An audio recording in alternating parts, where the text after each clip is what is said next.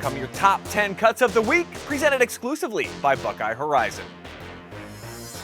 We're beating full court high pressure to tip off the countdown. Shelby's point forward Alex Bruskotter is getting harassed down the floor, but he's going to make it to the other end when he draws a triple team and he kicks it out to the corner where DeVito hits a monster triple to help squash River Valley's 9-game win streak. Clutch genes on display all the way around, with Braden capitalizing on Bruskotter's strong handles. Let's head to the mountaintop, where Holden Daris looks like he's playing king of the mountain down the stretch in an upset win over Seneca East. How about scoring out of a triple team in the closing seconds and showing some emotion in front of the upper Sandusky student section? Daris looking like his high school mascot as he rams his way into the lane for a massive bucket down the stretch.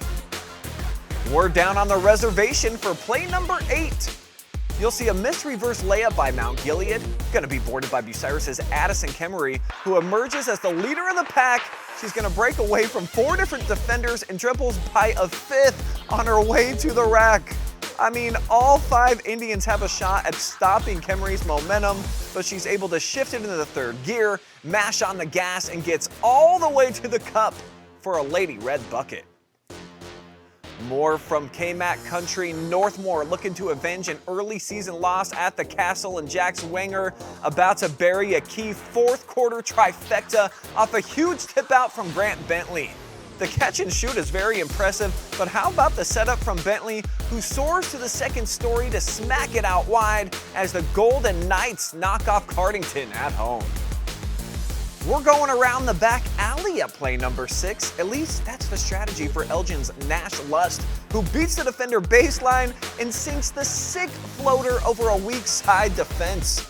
Check out the setup in slow motion, followed by a nasty around the back dribble, and Nash finishes off the top cut with a rainbow bucket. Here we go to the top 5. It's Daris from earlier in the countdown.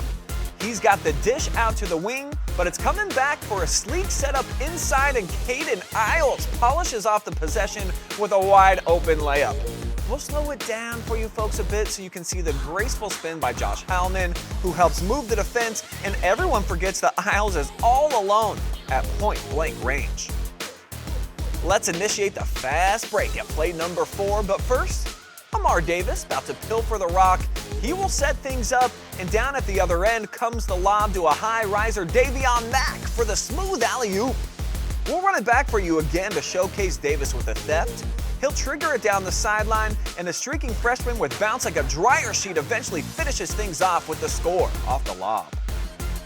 Just over 2 seconds on the clock to start top cut number 3, and Abigail Hardwick gonna beat the 3rd quarter horn from half court for Cardington's first 3 of the game. A second look shows Abby displaying perfect form from midcourt, and you already know the result. Hardwick cashing out a 3-pack to end the quarter.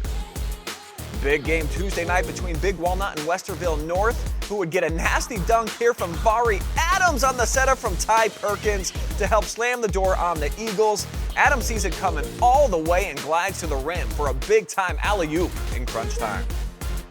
But your top cut of the week takes us back to where the countdown began. River Valley on the road at Shelby, MOAC title up for grabs in the final minutes, and off this missed Vikings 3-pointer, Shelby gonna make them pay at the other end with Issaiah Ramsey throwing down with some authority, stealing a 5th consecutive league title for the Whippets, who did it with some high-flying style to land at number 1 on this week's countdown.